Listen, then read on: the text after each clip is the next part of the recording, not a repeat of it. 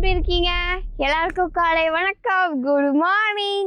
இன்னைக்கு வந்து ஜோஜி குட்டிக்கு ஒரு ஸ்பெஷல் டே. அது என்ன ஸ்பெஷல் டேனா ஜோஜி குட்டிக்கு இதோட எத்தனாவது மந்த்துங்க? 4வது மந்த்து ஸ்டார்ட் ஆயிடுச்சு. 4வது மந்த்து ஸ்டார்ட் ஆயிடுச்சு. இன்னும் குப்பிரிக்கும்பாங்க.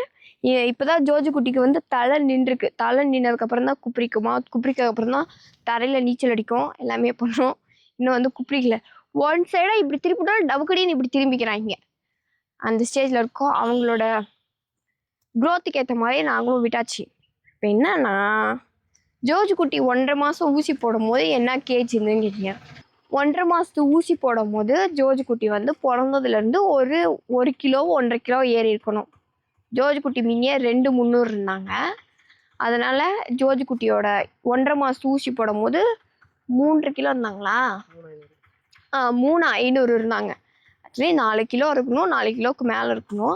ஜோஜி குட்டி பிறக்கும் போதே வெயிட் கொஞ்சம் கம்மியாக இருந்ததுனால 3 கிலோ கரெக்டு தான் அப்படின்னு சொல்லி சிஸ்டர் சொல்லிட்டாங்க. ஊசி போட்டாச்சு. அதுக்கப்புறம் 2.5 மாதத்து ஊசியும் போட்டாச்சு. 2.5 மாதத்து ஊசி தான் கொஞ்சம் வீங்கி. ஃபஸ்ட்டு 1.5 மாதத்து ஊசி போட்டப்போ காய்ச்சல் இல்லை, ஆனால் டானிக் 6 மணி நேரத்துக்கு ஒருக்கா வச்சிட்டு இருந்தேன். 6 மணி நேரத்துக்கு ஒருக்கா வைக்க சொன்னாங்கன்னு. செகண்ட் 2.5 மாதத்து ஊசி போட்டாங்க. இத்தனைக்கு ஒரு ஊசி தான் தொடையில் போட்டாங்க, 2 சொட்டு டானிக் மாதிரி விட்டாங்க. அதுக்கு பயங்கர காய்ச்சல் ஜோஜி குட்டிக்கு. அதுக்கே கையெல்லாம் இழைச்சிட்டாங்க ஒரு மாதிரி. இந்த கையில் போட்டிருந்த காப்புலாம் கழுண்டுட்டே வந்துருச்சு. இப்போவுமே அப்படி தான் வருது. திரும்ப வெயிட் கெயின் பண்ணும். அப்புறம் திரும்ப 3.5 மாதத்து ஊசியை போடுறப்போ 3 ஊசி போடுவாங்க. 2 தொடையில் 2 கையிலையும் ஒரு கால் ஊசியும் போடுவாங்க. அது நினச்சா இன்னும் பயமாக இருக்கு கொஞ்சம். இப்போ என்னன்னா, இப்போ இது வரைக்கும் தான் ஜோஜி குட்டியோட இது இருக்கு.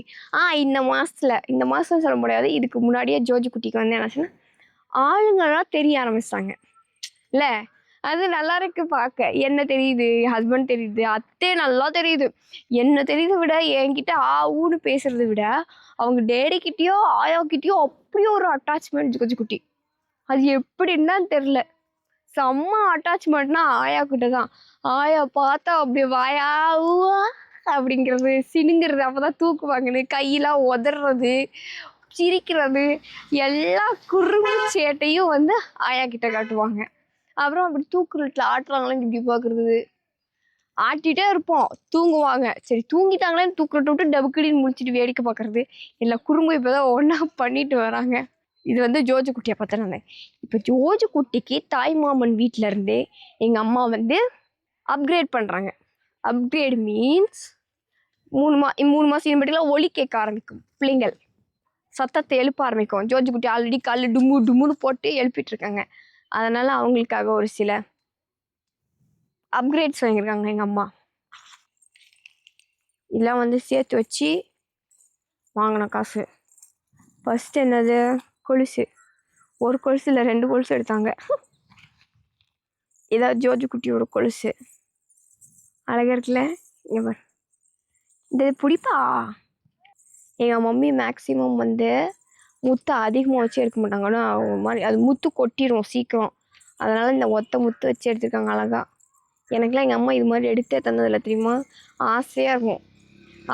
எங்கள் அம்மா என்ன தெரியுமா சொல்லுவோம், கொலுசுனா காலில் போட்டிருக்கிறதே தெரியக்கூடாது அப்படின்ட்டு இந்த கடைசி இந்த முத்து பற்றியா இந்த 3 முத்து வச்சு கொலுசு தான் எடுத்து தருவாங்க.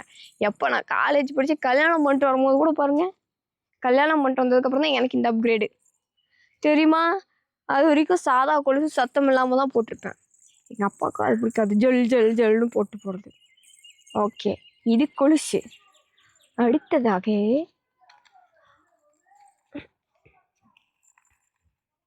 ஒட்டியானம். அழகாக இருக்கு ஒட்டியானம் ஜோஜி குட்டிக்கு. இது முத்து வச்சா குத்தினுன்ட்டு எங்கள் அம்மா முத்து இல்லாமல் வாங்கியிருக்காங்க. எனக்கு பத்தவே இல்லை, பரவாயில்ல, பாதி அருணா கயிறு கட்டி போட்டுக்குவேன் இப்படி வச்சு. எனக்குலாம் இது மாதிரிலாம் யாரும் எடுத்து வந்ததில்லை தெரியுமா. அதனால் ஆசையாக இருக்குது ஜோஜி குட்டிக்கு போடும்போது. அடுத்தது தாயத்து. இதுக்குள்ளே வந்து குழந்த பிறந்ததோட தொப்புள் குடி வச்சு தாயத்து டைட் பண்ணி தருவாங்க. அதுதான் இதுக்குள்ளே இருக்குது. எந்த காற்று கருப்பும் அண்டக்கூடாதுன்னு சொல்லி இது பண்ணி தருவாங்க. அவ்வளோதான். இதெல்லாம் எங்கள் மம்மி வந்து அப்புறம் எங்களுக்கு நான் சட்டை, ஜோஜி குட்டிக்கு சட்டை, எனக்கு புடவை, என் ஹஸ்பண்டுக்கு ஒரு பேண்ட் சட்டை, எல்லாம் இருக்குது. அப்புறம் காட்டுறேன் பாருங்க. நான் தான் செலக்ட் பண்ணேன். நான் அப்புறம் காட்டுறேன். தொடர்ந்து இணைப்பில் இருங்கள். தட்டில் வச்சு கொடுக்குறதோட மீட் பண்ணலாம். பழம், பூ, தேங்காய், ட்ரெஸ்ஸு, ஜுவல்லு எல்லாம் ரெடி ஆச்சு. இப்போ மம்மி கொடுப்பாங்க, நாங்கள் வாங்கி வச்சுக்குவோம். வாங்க வாங்க மாமா. அதோட 5 பேர், 6, பாப்பாவோட 7. எல்லாரும் நல்லா ஓட டீம். ஏதோ இங்க தட்டு பிடிக்கணும்க்கா. மாமா கையை பிடிச்சிருக்கீங்க.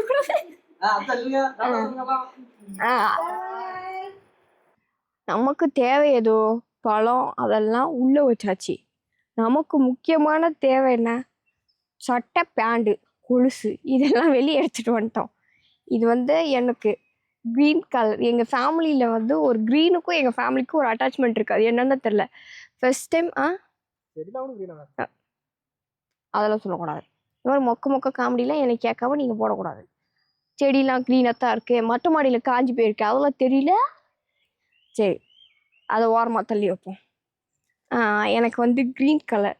எங்கள் ஃபேமிலியில் ஃபஸ்ட்டு ஒரு புடவை ஒரு இது சூஸ் பண்ணுறோம், ட்ரெஸ்ஸு சூஸ் பண்ணுறோன்னா எங்கள் கண்ணில் தெம்படுற கலர் என்னென்னா பச்சை கலர். அது எப்படியாவது ஒரு பச்சை வந்துடும். எங்கள் மாமா எங்கள் அத்தைக்கு பொங்கலுக்கு சாரி எடுத்து கொடுத்தாங்க, அதுவும் பச்சை. நான் எடுத்ததும் பச்சை. என் கல்யாண புடவையும் பச்சை.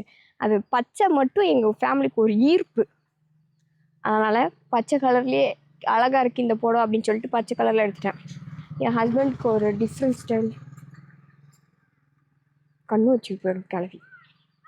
என் ஹஸ்பண்டுக்கு ஒரு டிஃப்ரெண்ட் ஸ்டைலில் ட்ரெஸ் போடலாம் அப்படின்னு சொல்லிட்டு இந்த மாதிரி ஃபர்ஸ்ட் டைமில் கிறுக்கலா ட்ரெஸ்ஸு நான் அவர் போடும் போது இந்த ட்ரெஸ் தான் எங்கள் அம்மா வீட்டில் எடுத்து கொடுத்தாங்கன்னு சொல்லி காட்டுற பாருங்க.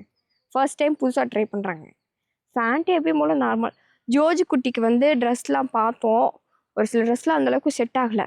அதனால பாவாடை இது ஒரு பாவாடைக்கு வெளியே ஒரு பாவாடை.